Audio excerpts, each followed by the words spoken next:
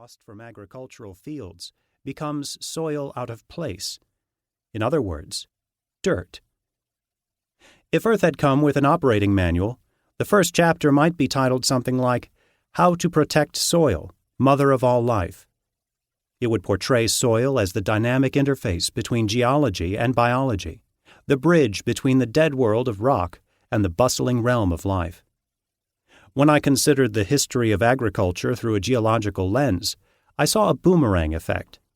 How we treat land determines how the land will treat us, and for how long.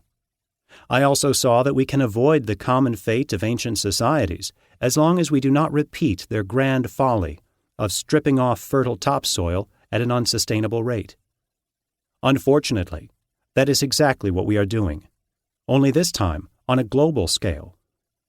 In researching dirt, I found that every few decades, over the last 150 years, luminaries have sounded the alarm over soil erosion. But our memory and attention span are short. Efforts to reverse the course of soil erosion tend to get hijacked by other priorities, such as plowing the plains to sell grain to Europe during the First World War, or cashing in on crops like biofuels today. Archaeologists have documented links between soil loss and the decline or collapse of ancient societies around the world.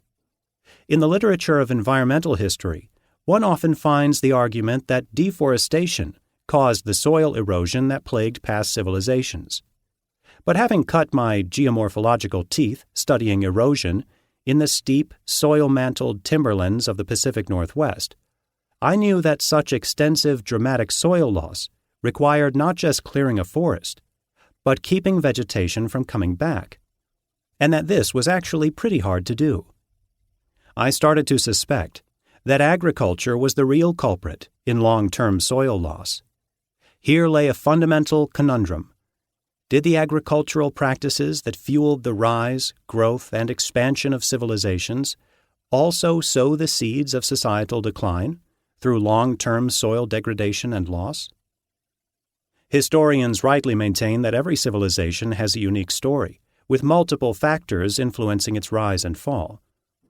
But I came to suspect that the state of the land, the state of the soil, directly affects the health and resilience of societies.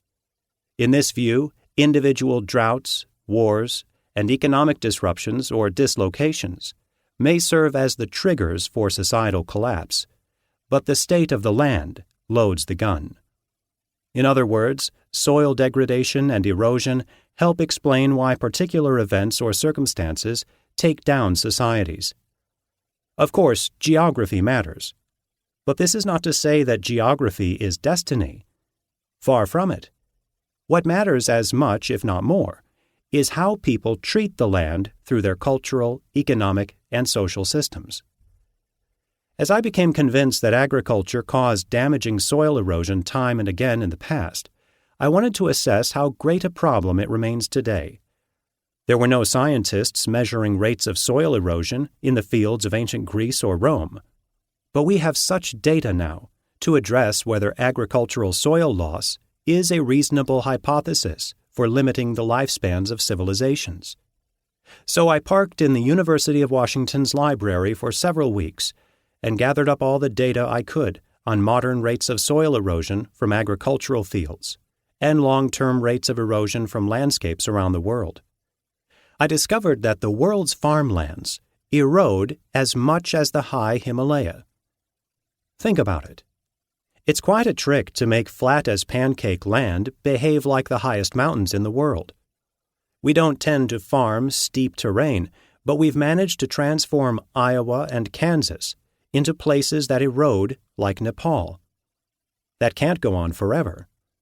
With average rates of erosion off of plowed fields exceeding 1 millimeter a year, it would only take a few centuries to erode through the topsoil in most regions of the world. And while 1 millimeter a year sounds pretty darn slow, the natural pace of soil formation is nowhere near as fast. To a geologist, a few centuries is the blink of an eye. It sounds like an eternity.